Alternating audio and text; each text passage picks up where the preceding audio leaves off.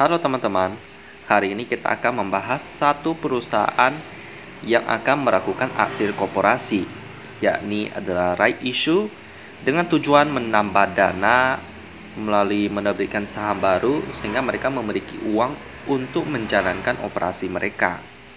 Inilah salah satu manfaat dari menjadi perusahaan terbuka, di mana kalau kita butuh dana, maka perusahaan tinggal mengeluarkan saham.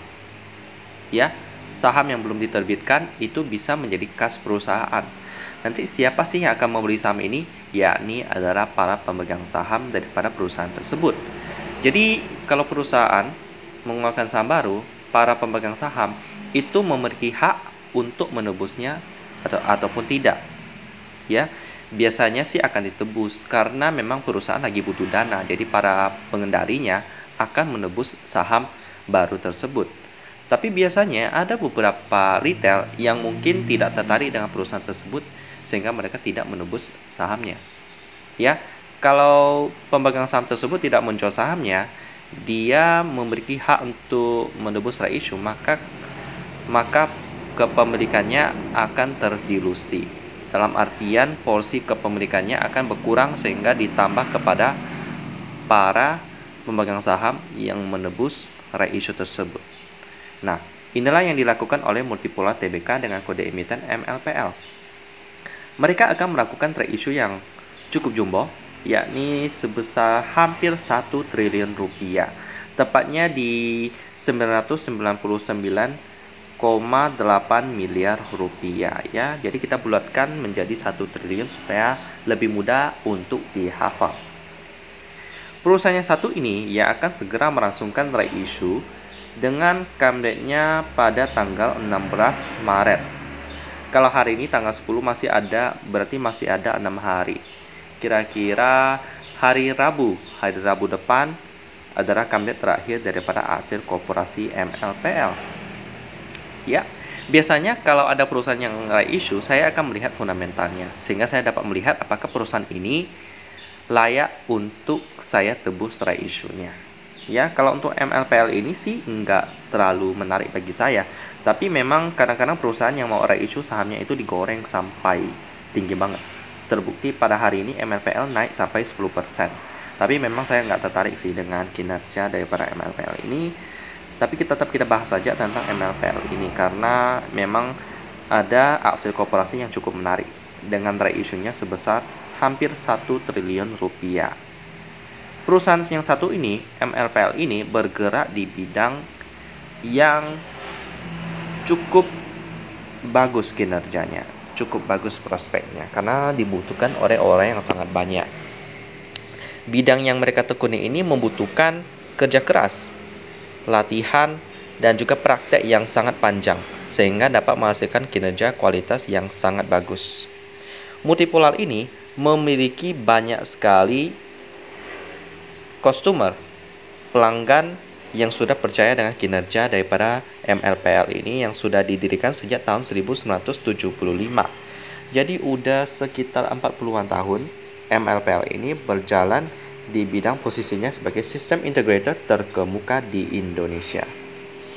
Ada banyak perusahaan yang telah merasakan kinerja daripada MLPL ini. Sebut saja ada Kisco, ada juga penghasil laptop Dell, lalu ada GF5, Google, HPE, IBM, dan juga ada Lenovo lagi, Microsoft, NCL, Nutanix, Oracle, dan VMware. Lalu ada lagi Bank Buku 4 dan bank-bank swasta ternama lainnya. Lalu ada lagi perusahaan telekomunikasi, mungkin ada Telkom, Indosat atau XL, tapi tidak disebutkan di sini ya.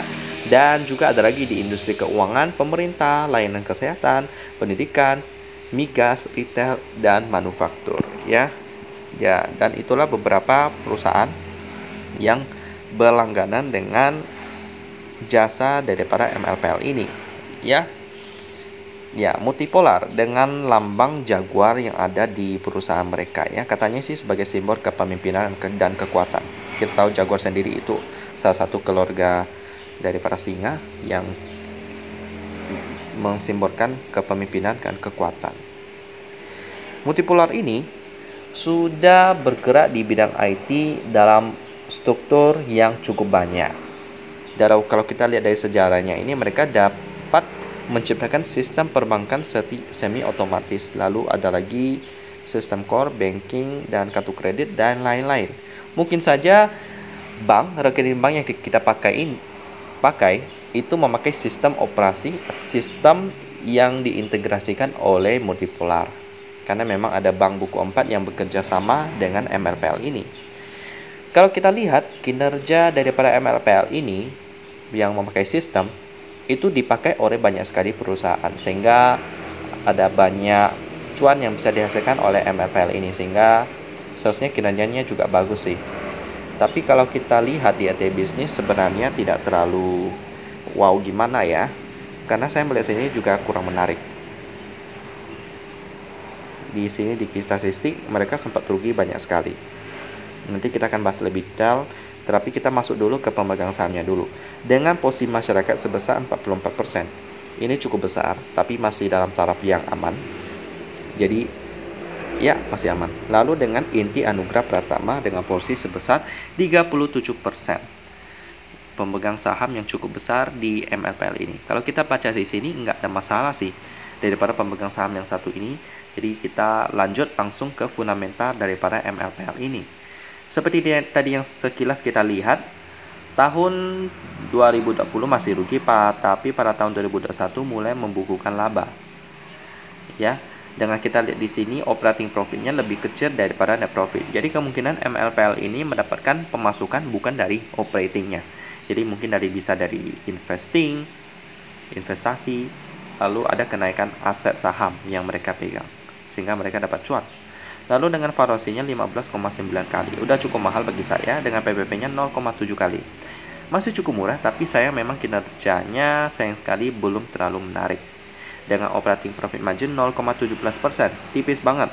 Dengan net profit margin 2,1%, juga cukup tipis. Dengan kurang rasanya pun nggak mampu bayar hutang jangka pendek teman-teman, yakni hanya sebesar 89%. Jadi memang MLPL ini kurang serak ya, kurang memenuhi standar yang saya tetapkan sebagai saham yang bisa masuk ke watchlist saya. Meskipun turnovernya itu 45M, cukup liquid, tapi kinerja valuasi PR-nya ini nggak menarik. Masih kurang serak, kurang nendang bagi saya. Jadi untuk MLPL ini dari aksi korporasinya ratio saya masih kurang tertarik. Jadi bagi teman-teman mungkin yang ingin mempertimbangkan akan mengikuti ratio-nya atau tidak, semoga video ini dapat menjadi pertimbangan daripada teman-teman. Demikian tentang MLPL, perusahaan IT yang menjadi penyedia jasa bagi banyak perusahaan bank buku 4 yang akan segera melangsungkan ratio sebesar hampir 1 triliun rupiah. Dan kita ketemu lagi di video selanjutnya.